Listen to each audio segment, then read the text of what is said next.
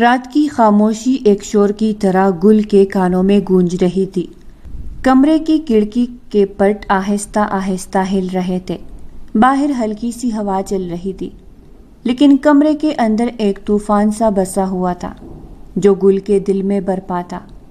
یہ نکاح کی رات تھی، نئی زندگی کی شروعات، لیکن گل کے لیے یہ شروعات نہیں، اختتام تھی۔ وہ بیڈ کے کونے پر دلہن کی بھاری لباس میں لپٹی جیسے کسی قید خانے میں ہو، نہ آنکھوں میں چمک تھی، نہ ہونٹوں پر مسکراہٹ۔ چہرہ بجا بجا تھا اور دل میں ایک ہی نام گونج رہا تھا، زریاب۔ اچانک دروازے پر ہلکی سی آواز ابھری۔ کمرے کا دروازہ آہستگی سے کھلا اور وہ اندر آیا۔ روحاب، زریاب کا چھوٹا بھائی، اب اس کا شوہر۔ روحاب کی نگاہ پہلی بار اپنی دلہن پر پڑی، وہ دلہن جو اس کے دل کی برسوں پرانی تمنا تھی، لیکن آج وہی تمنا اس کے سامنے بیٹھی تھی، پتھر بنی۔ گل نے نظریں چرا لی، اس کی سانسیں تیز ہو گئی۔ گل، روحاب کی آواز دھیمی تھی، جیسے کسی زخم پر مرہم رکھ رہا ہو، لیکن گل خاموش رہی، آنکھیں جھکی تھی اور دل چیخ رہا تھا۔ روحاب نے چند قدم آگے بڑھائے۔ گل، میں جانتا ہوں کہ تم اس رشتے سے خوش نہیں ہو، لیکن نہ کہو کچھ۔ گل نے یکدم سر اٹھایا اور ہاتھ ہوا میں اٹھا کر اسے روک دیا۔ آواز میں نمی تھی، لیکن انداز میں ایک ایسی سختی تھی جو کئی دنوں کے ضبط کا نتیجہ تھی۔ نہ کہو کچھ روحاب، اس رشتے کو مت چھوؤ، کیونکہ تمہارے ساتھ صرف میرا کاغذی رشتہ ہے، لیکن میرے دل میں، میری روح میں، میرے رگ و پے میں صرف ایک نام بسا ہے، زریاب کا۔ اس کے الفاظ تیز خنجر کی مانند روحاب کے دل میں پیوست ہو گئے۔ یہ شادی صرف خاندان والوں کے فیصلے پر ہوئی ہے۔ میں نے نہ کبھی تم سے محبت کی، نہ کبھی سوچا، اور نہ کبھی سوچوں گی۔ گل اٹھ کھڑی ہوئی، اس کا آنچل اس کے وجود کو ڈھانپے، آنکھوں میں نمی، مگر لہجہ مضبوط تھا۔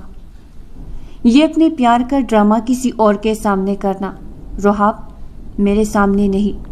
اور سن لو، تمہارا مجھ پر کوئی حق نہیں ہے، تمہارا مجھ پر کوئی حق نہیں ہے، نہ ہی کبھی ہوگا۔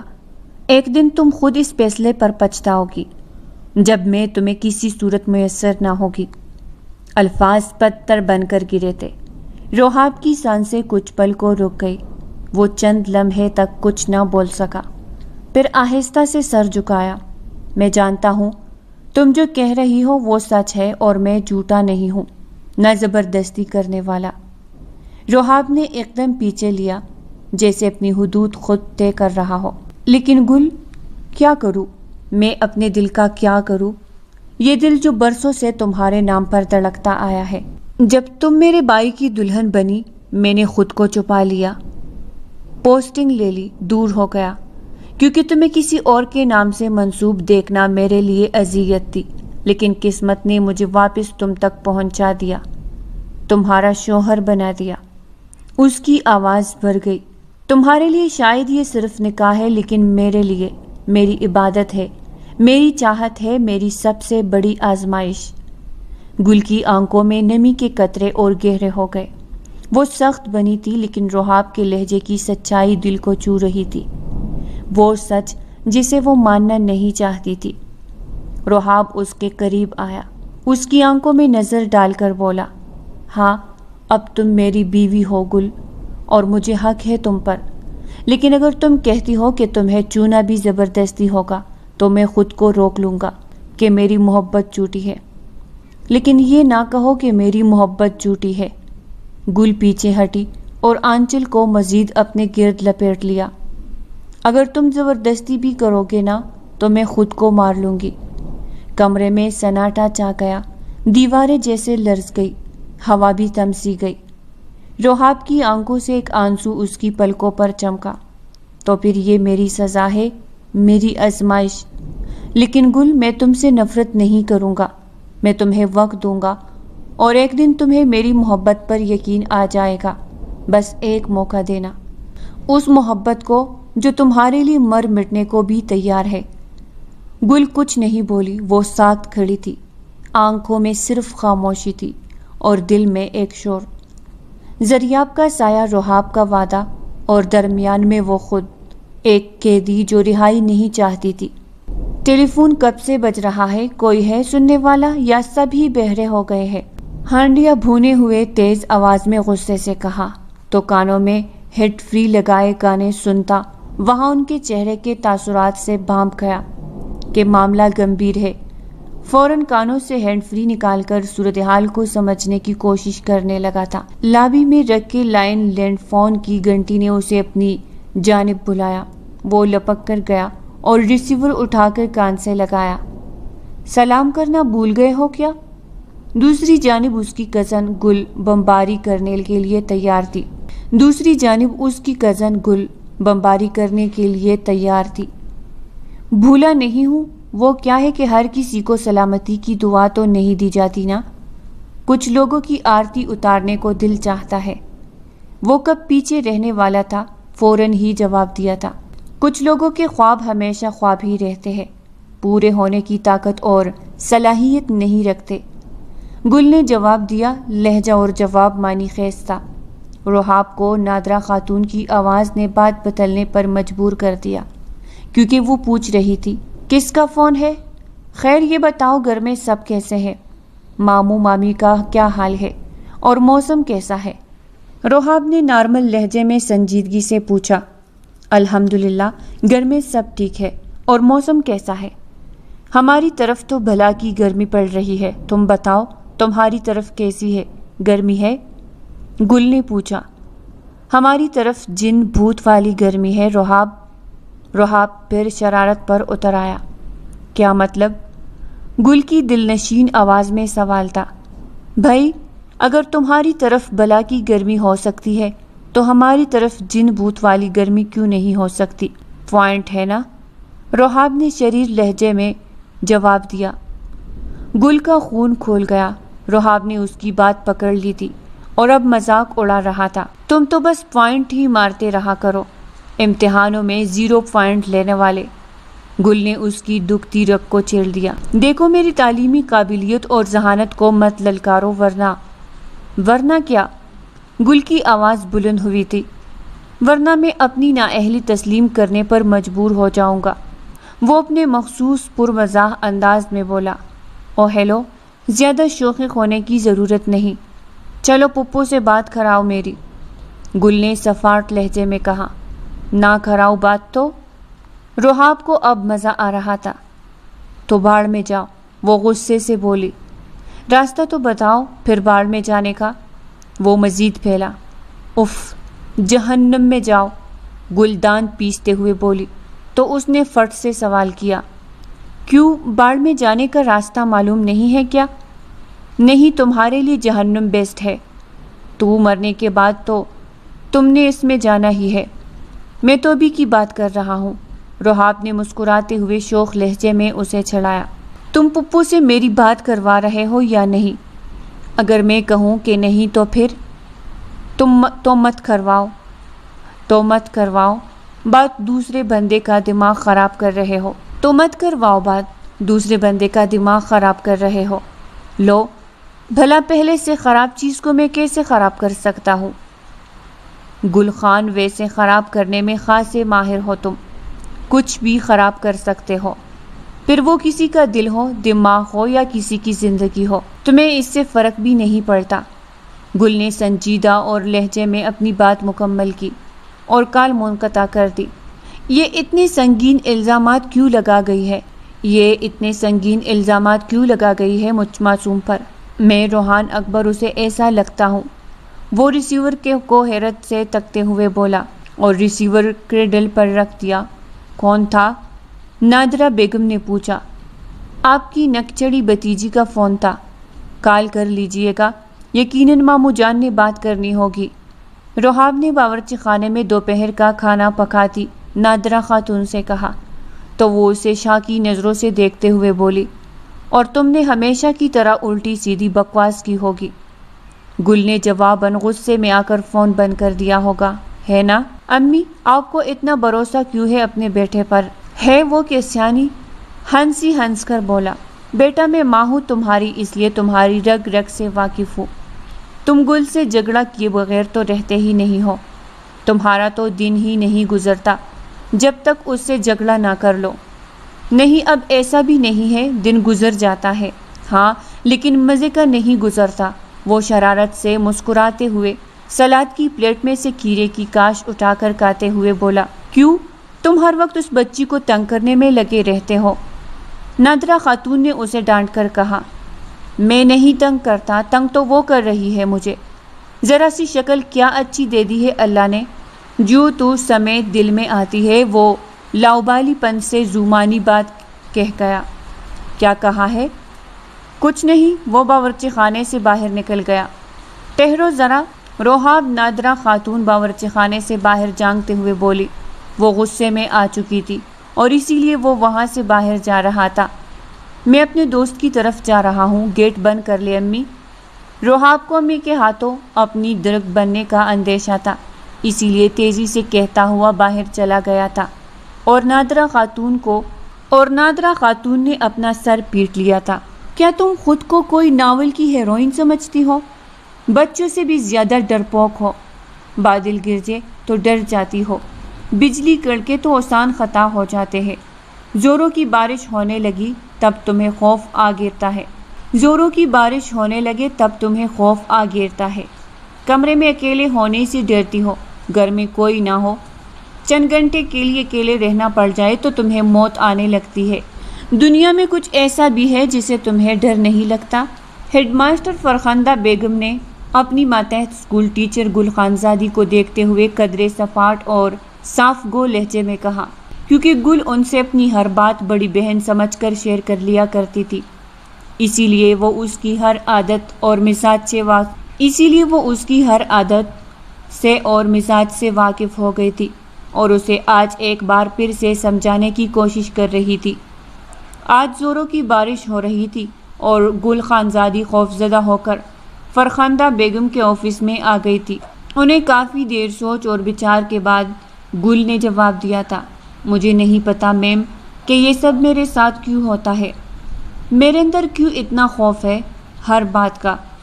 کچھ تو پتا ہوگا اپنے بارے میں بس اپنے گھر میں اپنے گھر والوں کے ساتھ خود کو محفوظ محسوس کرتی ہوں، یہاں اسکول میں پڑھاتی ہوں۔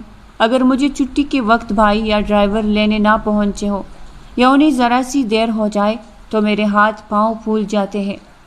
میں بار بار سب گھر والوں کو میسیجز کرتی ہوں، کالز کرتی ہوں، حتیٰ کہ اپنی امی کو بھی SMS کر کے اپنی صورتحال اور کیفیت کے بارے میں بتاتی ہوں تو کہتی ہے کہ تم تو پاگل ہو، دیر سویر ہو جاتی ہے، اس میں مرنے والی کیا بات ہے، خود میں ہمت پیدا کرو، اس میں ڈرنے کی کیا بات ہے، تم ریلیکس رہو، آیت الکرسی پڑھو۔ مگر میرا ڈر تب تک دور نہیں ہوتا جب تک بھائی لینے کے لیے نہیں آ جاتے۔ کیا کروں میں ہوں ایسی میم، مجھے لگتا ہے کہ میں خود نفسیاتی مریضہ ہوں، پتہ نہیں کیا ہوں، گل نے کمزور اور بے بس لہجے میں جواب دیا۔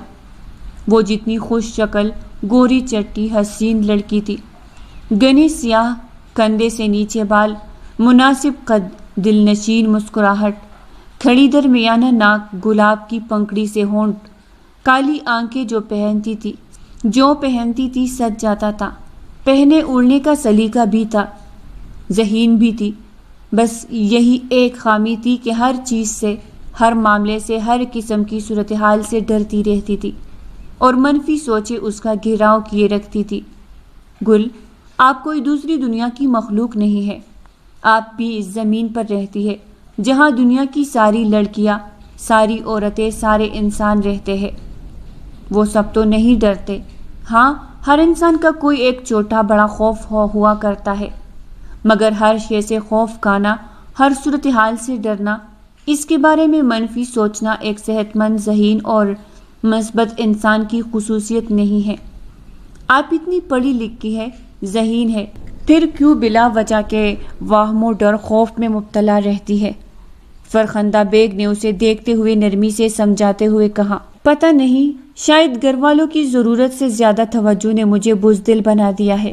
میں نے اسکول میں کوئی دوست بھی نہیں بنائی، بس ایک دوست ہے کالج کی جو سائیکالوجی پڑھ کر ڈاکٹر بن گئی اور ایک آپ ہے جن سے میں ہر بات شیئر کر لیتی ہوں۔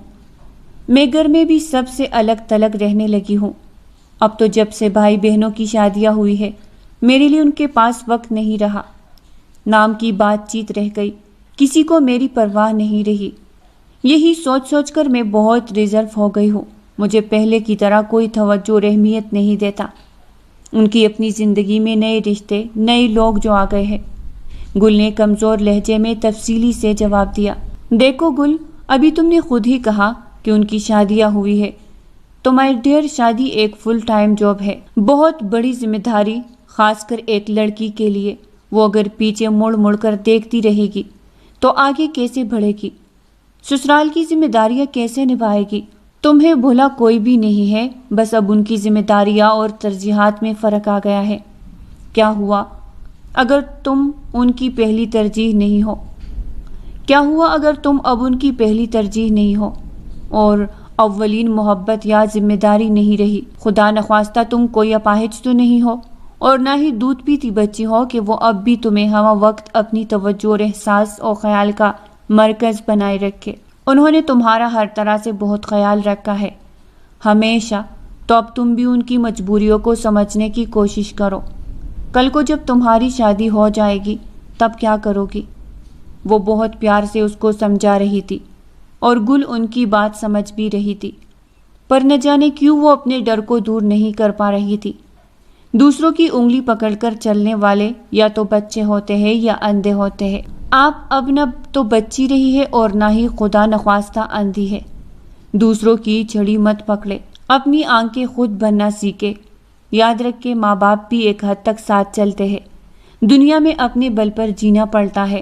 آپ اپنے آپ سے یہ بار بار کہیں کہ میں کسی چیز سے نہیں ڈرتی سوائے اللہ کی ناراضگی کے۔ مجھے کسی سے ڈر نہیں لگتا کیونکہ میرا اللہ میرے ساتھ ہے۔ انشاءاللہ آپ کا ڈر دور ہونے لگے گا۔ آہستہ آہستہ سمجھ رہی ہو نا کہ میں کیا کہہ رہی ہوں؟ جی انشاءاللہ، گل نے مسکرا کر سر ہلایا تھا۔ تم اللہ سے اپنا رشتہ اور تعلق مضبوط کر خود کو یقین دلاؤ کہ تم اللہ کے سوا کسی سے نہیں ڈرتی۔ دل تو اللہ کا گھر ہے، اس میں صرف خوف بھی اللہ کا ہو بس۔ جب دل میں اللہ کو جگہ دے باقی سب خوف خود بخود ختم ہو جائیں گے، کیونکہ جس دل میں اللہ موجود ہے اس دل کو کوئی ڈر نہیں آ سکتا، اسے کوئی ہرا نہیں سکتا اور نہ ہی کوئی جھکا سکتا ہے۔ اس دل میں کوئی ڈر نہیں آ سکتا ہے۔ اللہ کی ناراضگی کا ڈر ہونا مسلمان کے لیے کافی ہے۔ فرخندہ بیگ نے گہرے لہجے میں سنجیدگی سے اس کو لیکچر دیا تھا۔ آپ کی باتیں بہت اچھی ہوتی ہے آپی، میری سمجھ میں آ جاتی ہے۔ میں کوشش کر رہی ہوں خود کو بدلنے کی، بس آپ بھی مجھے چھوڑیے گا نہیں، گل نے دل جمی سے کہا۔ میں نہیں چھوڑوں گی، تم چھوڑ دو گی، بس شادی ہونے کی دیر ہے، پھر یہ جو تم 2 سال سے میرے دماغ کی لسی کر رہی ہو نا، یہ سب بھول جاؤ گی اور اپنے شوہر کی محبت کے گن گایا کرو گی۔ مجھ سے بات کرنے کا وقت کہاں ہوگا؟ ہر وقت تو دل چاہے گا کہ بس دلہا میاں سے ہی گفتگو رہے۔ نہیں آپی، ایسا تو نہیں ہوگا، میں آپ کو کبھی بھول نہیں سکتی، گل کلکلا کر ہنستے ہوئے بولی۔ ہاں بس دعا سلام تک رہ جاؤ گی، بھولتا کوئی نہیں مگر پہلے کی طرح یاد بھی نہیں کرتا۔ فرخندہ بیگ حقیقت پسند خاتون تھی، صاف گوئی سے بولی تو گل سے کوئی جواب نہ بن پڑا اور کھڑکی سے باہر برستی بارش کو دیکھنے لگی تھی جو اب ذرا کم ہو گئی تھی۔ سلمہ بیگم اور مجاہد حسین کا تعلق اچھے طبقے سے تھا۔ مجاہد حسین کا گاڑیوں کا شو روم تھا، ان کے 4 بچے تھے اور 3 بیٹیاں اور 1 بیٹا تھا۔ سب سے بڑی رافیہ تھی جس کی شادیاں ہو چکی تھی اور اپنے سسرال میں بہت خوش تھی۔ اس کے بعد گل تھی جو شادی کرنے سے بھی ڈرتی تھی اور بہت سے خوف کے علاوہ یہ خوف بھی اس کے دل و دماغ میں سوار رہتا تھا کہ نہ جانے اسے کیسا شوہر اور سسرال ملے۔ وہ شادی کی ذمہ داری اٹھانے کی خود کو قابل نہیں سمجھتی تھی۔ اس کی دنیا اسکول سے اپنے گھر اور اپنے کمرے تک ہی محدود تھی۔ بس جب سے اسکول میں نوکری ملی تھی، گورنمنٹ اسکول کی ہیڈ مسٹریس فرخندہ بیگ سے اس کی دوستی ہو گئی تھی کیونکہ وہ بہت مہذب، شائستہ اور سمجھدار خاتون تھی اور گل جیسی کم گو، خوبصورت اور ڈری سہمی لڑکی انہیں اچھی لگتی تھی۔ اور ان کی اپنائیت محبت کی وجہ سے ہی گل انہیں ہر چھوٹی بڑی بات بتایا کرتی تھی۔ وہ گل کے احمقانہ اور بے تکے سوالوں پر اکثر غصے میں آ کر اسے ڈانٹ بھی دیتی تھی، تب بھی گل ان کا دماغ کانے سے باز نہ آئی تھی۔ کئی بار گل ان کی ناراضی اور خاموشی پر انہیں بے خودی کے عالم میں کہتی، میں ہی بری ہوں، میں غلط سوچتی ہوں، اللہ میری دعائیں نہیں سنتا، میں اچھی لڑکی نہیں ہوں، آپ بات نہیں کرے گی تو میں کچھ کھا کر مر جاؤں گی۔ گل کی بات پر ان کا دماغ گھوم جاتا، بکواس بند کرو، جب دیکھوں اول فول بولتی رہتی ہو، ذرا مجھے اپنی امی کا نمبر دو، ان سے بات کروں کہ اسے کسی اچھی سے ڈاکٹر سے علاج کروائے شادی سے پہلے، ورنہ تمہارے وہم تمہیں لے ڈوبے گی۔ تو گل چپ کر جاتی۔ گل سے چھوٹی رافعہ تھی جو ابھی پڑھ رہی تھی، اس کا یونی میں پہلا سال تھا، اور بیٹے کا نام رافع تھا جو MBA کرنے کے بعد اپنے ابو کے ساتھ شو روم سنبھال رہا تھا اور اپنے بزنس کو بڑھا رہا تھا۔ جب بارش کچھ کم ہوئی تو گارڈ نے آ کر بتایا کہ گل خانزادی کو اس کا بھائی لینے آیا ہے۔ گل فرخندہ بیگ سے مل کر باہر نکلی اور جلدی سے گیٹ کی جانب بڑھی، جہاں رافع کے ساتھ زریاب بھی بیٹھا تھا، جو اس کی پھپھو کا بڑا بیٹا یعنی رحاب کا بڑا بھائی تھا۔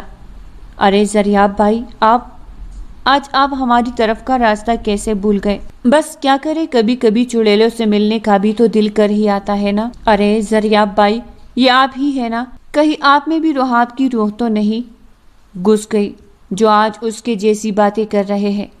یہ سن کر رافع اور زریاب دونوں ہی کہکہا لگا کر ہنسنے لگے اور یوں ہی باتوں باتوں میں گھر میں پہنچ گئے۔ جب گل گھر میں داخل ہوئی تو سامنے اس کی پھپھو یعنی نادرہ خاتون بیٹھی تھی اور پاس ہی رحاب بھی بیٹھا تھا۔ گل اپنی پھپھو سے ملی اور رحاب کی طرف دیکھ کر منہ پھیر لیا۔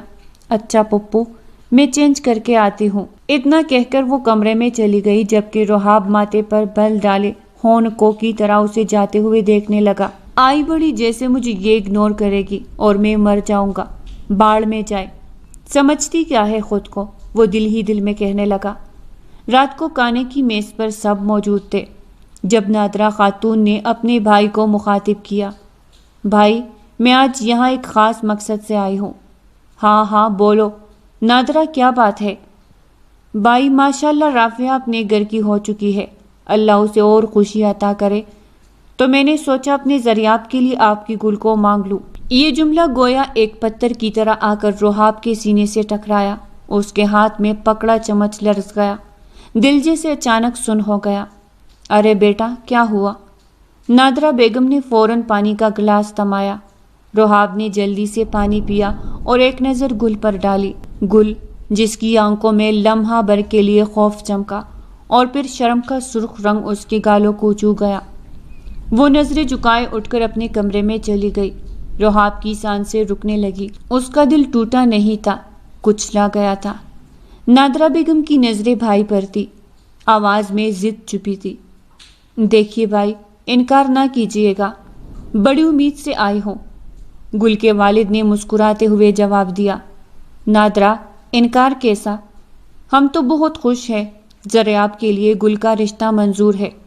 اور یوں ایک فیصلہ ہوا۔ چند لمحوں میں دلوں کی سنی نہ گئی صرف رشتے طے ہوئے۔ چند دن بعد شادی کی تیاریاں مکمل ہو گئی، زریاب اور گل کا نکاح ہو گیا، مگر اس نکاح نے جہاں کچھ لوگوں کے دلوں میں خوشی جگائی، وہی رحاب کی روح جیسے صدیوں کی تنہائی کا شکار ہو گئی۔ وہ گل جسے اس نے اپنی زندگی سے جوڑنے کا خواب دیکھا تھا، آج اس کے بھائی کی دلہن بن گئی تھی۔ رحاب نے آرمی جوائن کی ہوئی تھی اور ایک عرصے سے اپنے ہی شہر میں تھا، لیکن جب گل اس گھر میں اس کی بھابھی بن کر آئی تو اس نے اپنی پوسٹنگ دوسرے شہر میں کروا لی تھی۔ وہ چھٹیوں میں بھی بہت کم آتا تھا تاکہ گل کا سامنا نہ ہو سکے۔ اپنے دل کو لاکھ سمجھانے کے باوجود بھی وہ اسے اپنی بھابھی کے روپ میں تسلیم نہیں کر پا رہا تھا۔ اب تو وہ پہلے کی طرح نہ تو مذاق کرتا اور نہ ہی کسی کو تنگ کرتا تھا، اور یہ بات سب نے نوٹ کی تھی، لیکن رحاب سے پوچھنے پر اس نے کوئی جواب نہ دیا تھا۔ دوسری طرف زریاب اور گل بہت خوش تھے۔ زریاب گل کا بہت خیال رکھتا، وہ اس کے اندر کے سبھی خوف کو مٹانے اور اسے ایک بااعتماد لڑکی بنانے میں لگا ہوا تھا۔ اس سلسلے میں اس نے ایک نفسیاتی ڈاکٹر سے بھی رابطہ کیا اور یوں دن رات کی جدوجہد نے گل کو بالکل نارمل بنا دیا تھا۔ اب اسے کسی بات سے پہلے کی طرح خوف محسوس نہیں ہوتا تھا اور اس بات سے فرخندہ بیگ بہت خوش ہوئی اور گل کو ہمیشہ خوش رکھنے کی دعائیں دینے لگی۔ لیکن کچھ دنوں سے گل کی طبیعت خراب رہنے لگی تھی، کبھی سر درد، کبھی متلی، کبھی کمزوری۔ نادرا بیگم نے فوراً معاملہ سمجھ لیا اور گل کو لیے قریبی کلینک لے گئی۔ ڈاکٹر نے رپورٹ دے کر مسکراتے ہوئے نادرا بیگم کو خوشخبری سنائی۔ مبارک ہو، آپ دادی بننے والی ہے، گل ماں بننے جا رہی ہے۔ نادرا بیگم کی آنکھوں میں خوشی کی چمک اتر آئی، انہوں نے وہی گل کا ماتھا چوم لیا، آنکھوں میں نمی لیے دعائیں دینے لگی۔ رب تیرا شکر ہے، میری گل کو وہ خوشی عطا کی جو ہر عورت کا خواب ہوتی ہے۔ گھر آ کر سب سے پہلے صدقہ نکلوایا اور گل وہ خود جیسے کسی خواب میں تھی۔ اسے ابھی بھی یقین نہیں آ رہا تھا کہ اس کے اندر ایک ننھی سی جان پل رہی ہے۔ جب زریاب آفس سے گھر آیا، گل نے آج خاص طور پر اس کا انتظار کیا تھا۔ ہاتھ میں رپورٹس تھامے دل بے قابو دھڑک رہا تھا۔ زریاب اندر آیا تو گل نے دھیرے سے اسے بلایا، زریاب نے مسکراتے ہوئے نظریں اٹھائی۔ گل دھیمی سی مسکراہٹ کے ساتھ کڑے دیکھا تو کچھ لمحے کے لیے وہ ٹٹک گیا۔ کیا بات ہے، سب خیریت ہے نا؟ وہ فوراً اس کی جانب بڑھا۔ گل نے اسے رپورٹس تھمائی، پہلے یہ دیکھے۔ زریاب نے فائل کھولی، پڑھا اور پھل بھر کو ساکت رہ گیا۔ پھر اچانک ہی وہ خوشی سے چیخا، گل تم ماں بننے والی ہو؟ میں باپ بننے والا ہوں۔ گل نے شرماتے ہوئے سر جھکا لیا۔ زریاب نے خوشی میں اگلا لمحہ سوچے بغیر ہی اسے گود میں اٹھا لیا اور گھمانے لگا۔ زریاب کیا کر رہے ہیں؟ مجھے چکر آ رہے ہیں، پلیز نیچے اتارے۔ ارے یار، خوشی کے مارے ہوش ہی نہیں رہا۔ زریاب نے جلدی سے اسے نیچے اتارا لیکن گل کا سر گھومنے لگا، وہ لڑکھڑائی، اوہ گل سنبھل کے۔ وہ گرنے ہی والے تھی کہ زریاب نے جڑ سے اسے تھام لیا، اسے صوفے پر بٹھایا اور فوراً پانی کا گلاس لا کر اس کے ہونٹوں سے لگایا۔ سوری یار، سچ میں مجھے خوشی میں ہوش نہیں رہا، تم آرام کرو، کچھ مت سوچنا، میں ہوں نا، سب خیال رکھوں گا تمہارا اور ہماری آنے والی خوشیوں کا۔ زریاب کے لبوں سے نکلے اس جملے نے جیسے گل کے دل میں روشنی کی ایک نہ ختم ہونے والی لہر دوڑا دی تھی۔ وہ آنکھیں بند کر کے اس لمحے کو محسوس کر رہی تھی۔ زریاب کی باہوں میں آنے والی زندگی کے حسین خواب آنکھوں میں لیے وہ مکمل ہو چکی تھی۔ اب وہ صرف گل نہیں تھی، وہ زریاب کی زندگی تھی، اس کے آنے والے بچے کی ماں تھی اور ایک خواب جیسا حسین لمحہ بن چکی تھی۔ ان دنوں گل کی طبیعت کافی بہتر تھی، خوشی اور امید نے جیسے اس کے جسم و جاں کو نئی زندگی دی تھی۔ وہ اب اسکول بھی جانے لگی تھی، روز بچوں کے ساتھ وقت گزارنا، مسکرانا اور زندگی کی نئی شروعات کرنا اسے وہ سب کچھ دے رہا تھا جو اس نے برسوں سے کھو دیا تھا۔ آج کا دن خاص تھا، زریاب نے خود کال کر کے اس سے کہا تھا، آج تمہیں میں لینے آؤں گا گل، بچے کے لیے شاپنگ بھی کرنی ہے اور لانگ ڈرائیو پر چلیں گے، شام کا کھانا باہر کھائیں گے، بس تم تیار رہنا۔ گل کی آنکھیں چمکنے لگی تھی، وہ بچوں کے ساتھ خوشی خوشی پڑھا رہی تھی، دل ہی دل میں یہ سوچ کر مسکرا رہی تھی کہ آج زریاب کے ساتھ ڈھیر ساری باتیں کرے گی، شاید بچے کے نام پر بھی کچھ بات ہو۔ اسکول کی چھٹی میں بس چند ہی منٹ باقی تھے۔ ادھر زریاب بھی آفس سے جلدی نکلا تھا، دل خوشی سے بھرپور تھا، وہ اپنی زندگی کی خوشیوں کی طرف بڑھ رہا تھا، گل اور آنے والے بچے کی طرف۔ لیکن کہتے ہیں نا کہ قسمت خاموشی سے وار کرتی ہے، ایک لمحے میں وہ سب کچھ چھین لیتی ہے جس کے لیے انسان برسوں دعائیں مانگتا ہے۔ راستے میں زریاب جیسے ہی ہائی وے پر پہنچا، ایک تیز رفتار بے قابو ٹرک اچانک سامنے آ گیا۔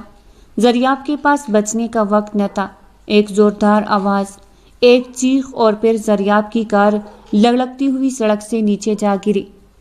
کار کے شیشے چکنا چور ہو گئے، دروازے مڑ گئے اور زریاب کا چہرہ خون سے تر ہو گیا۔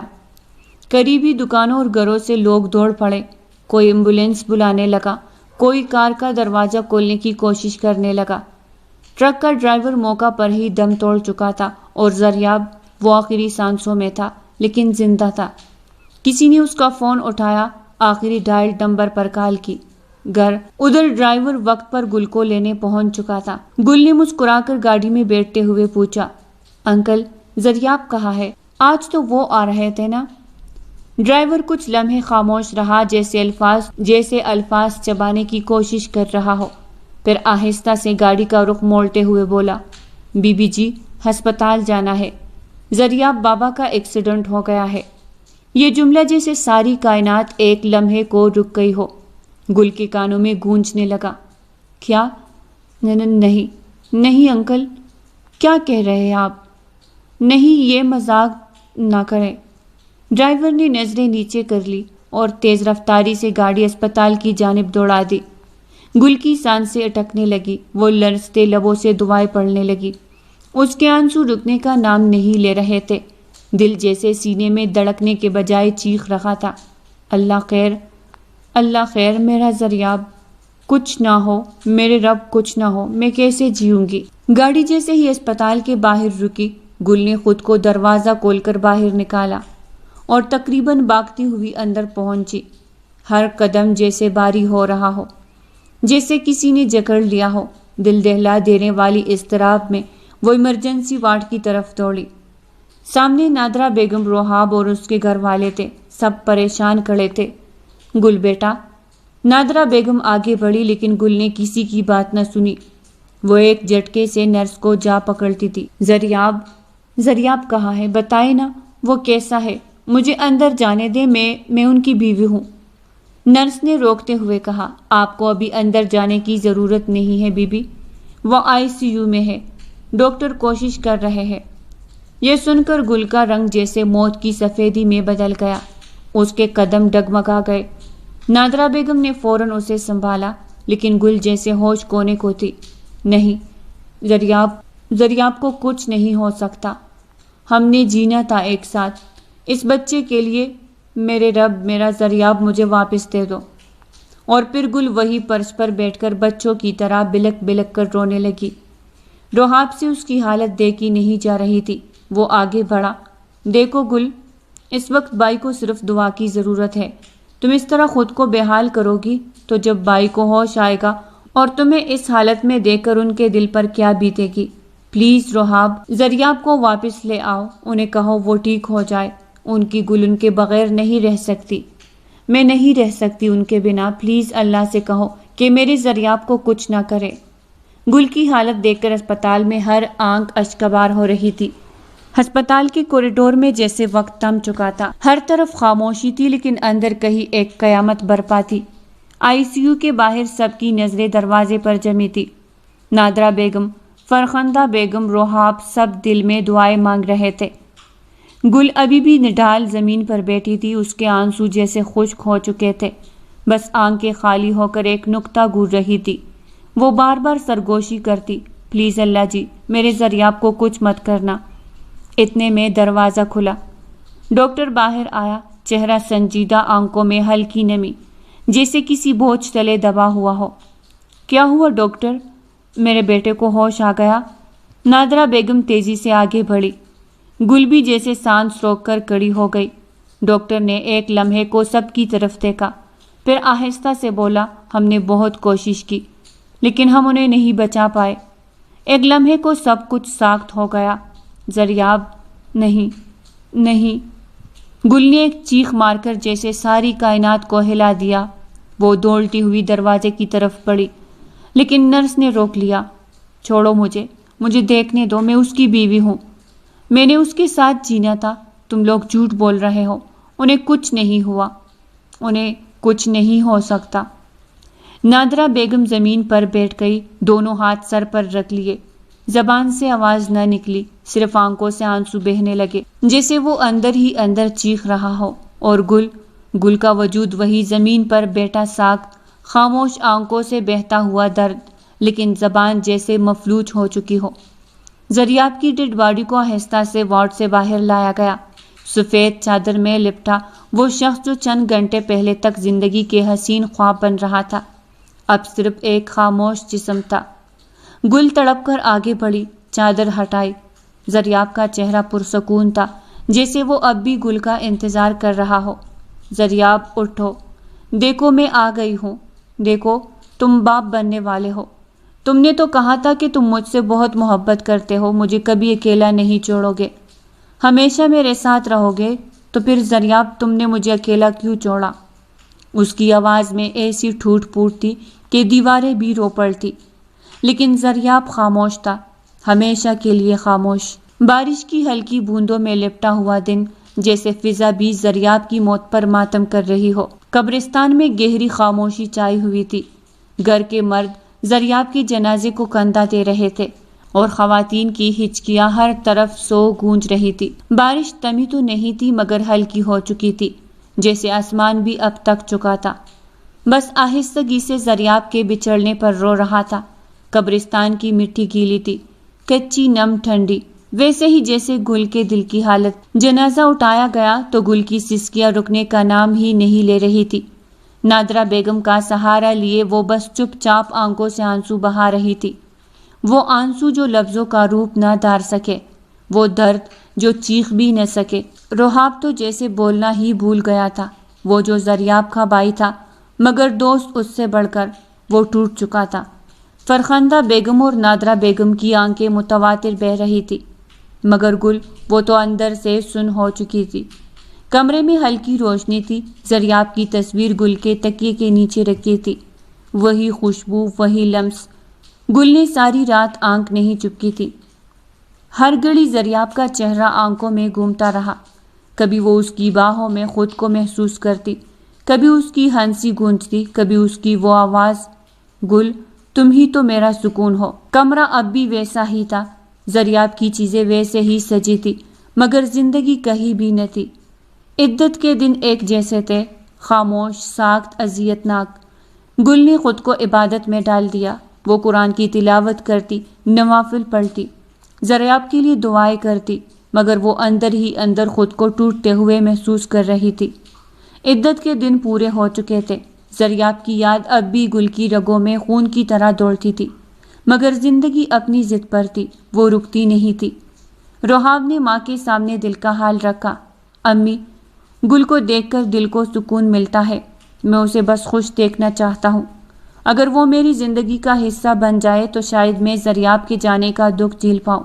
نادرا بیگم نے بیٹے کی آنکھوں میں محبت کی چمک دیکھی، وہ سمجھ گئی تھی کہ یہ وقتی ہمدردی نہیں بلکہ وہ جذبہ ہے جو دل کو سکون دیتا ہے اور کسی ٹوٹے وجود کو جوڑ سکتا ہے۔ گل کے والدین نے بھی اعتراض نہیں کیا، شاید وہ جانتے تھے کہ روحاب جیسا خالص دل ان کی بیٹی کو سہارا دے سکتا ہے، لیکن گل کے لیے تو یہ فیصلہ گویا کسی اور ہی دنیا کی بات تھی۔ نہیں، میں کسی اور کی ہو ہی نہیں سکتی، میرا سب کچھ زریاب تھا، ہے اور ہمیشہ رہے گا۔ وہ ضد پر تھی، روئی، چلائی، خاموش ہوئی اور آخر کار ہار گئی، قسمت سے، وقت سے اور اپنوں کی منتوں سے۔ سادہ سی محفل، خاموش فضا اور وہ دو بول جو کسی کو جنت عطا کرتے ہیں اور کسی کو اندر ہی اندر مار دیتے ہیں۔ گل کے کانوں میں جب قاضی صاحب کی آواز پڑی تو اس کی پلکیں چپکی، میں نے قبول کیا، مگر دل کہہ رہا تھا میں نے ہار مان لی۔ روحاب خوش تھا، بے حد۔ نکاح کے بعد اس کی آنکھیں چمک رہی تھی جیسے برسوں کا خواب پورا ہوا ہو، مگر وہ جانتا تھا یہ رشتہ صرف الفاظ میں بندھا ہے، احساس میں نہیں۔ کمرے میں نرم روشنی تھی، ہوا کی مدھم آواز اور گل کھڑکی کے پاس کھڑی زریاب کے یادوں میں مگن تھی۔ دروازہ کھلا، روحاب آیا، دل بے حد خوش، مگر قدم دھیرے، نظریں جھکی ہوئی۔ وہ کچھ لمحے خاموش بیٹھا رہا، پھر نرم لہجے میں گویا ہوا، گل، مجھے پتا ہے تم اس رشتے کو قبول نہیں کر پائی، لیکن میں تمہیں وقت دوں گا، جتنا بھی تم چاہو۔ گل کی آنکھوں میں نمی تھی، لب بند، دل زخمی۔ وقت گزرتا رہا، دن، رات، ہفتے۔ روحاب نے گل کا ہر طرح خیال رکھا، وہ اس کے ساتھ اسپتال جاتا، دوائی لاتا، اس کے پیر دباتا، اس کی خاموشیوں میں تسلی تلاش کرتا۔